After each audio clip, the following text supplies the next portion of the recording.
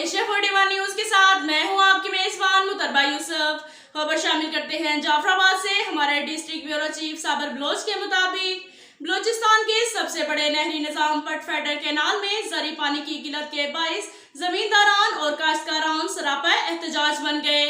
डेरा मुराद जमाली में पट fader canal पुल के मुकाम पर टाइट जलाकर सिंध बलोचिस्तान कौमी शाहरा को बंद कर दिया गया और कौमी शाहरा पर धरना देकर एहतजाजी कैंप लगा दिया गया।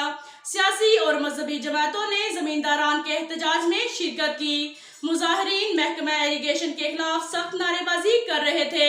5 घंटों तक सिंध बलोचिस्तान कौमी शाहरा बंद होने के बाइस हजारों की तादाद में गाड़ियों की लाइनें लग गईं, जिसके बाइस शदीद गर्मी में मुसाफिरों को सख्त मुश्किलात का सामना करना पड़ा।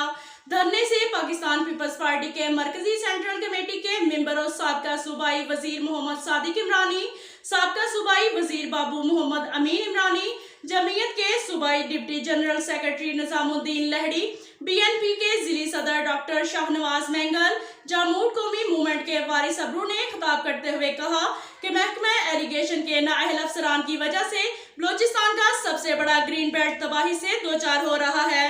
पट फेडर कैनाल के बैरून में गैर कानूनी तौर पर वाटर कोर्स चल रहे हैं, इन्हें कोई नहीं रोक रहा। टेल के जमींदार पानी के हसूल के लिए कई माह से सरापा एहतजाज पर हैं। उन्होंने कहा कि पट फेडर कैनाल को 3 माह के लिए FC बलोचिस्तान के हवाले किया जाए, गैर कानूनी पानी हासिल करने वालों के खिलाफ ऑपरेशन किया जाए ताकि टेल के जमींदारों को पानी की फराहमी मुमकिन हो सके। डिप्टी कमिश्नर नसीराबाद अजहर शहजाद और SP नसीराबाद अब्दुल हई आमिर बलोच ने मुजाहिरीन से कामयाब मुज़ाकरात के बाद कौमी शाहरा को खोल दिया। अब तक के लिए इतना ही काफी है। मिलते हैं अगले बुलेटिन में, हमारे साथ रहिएगा।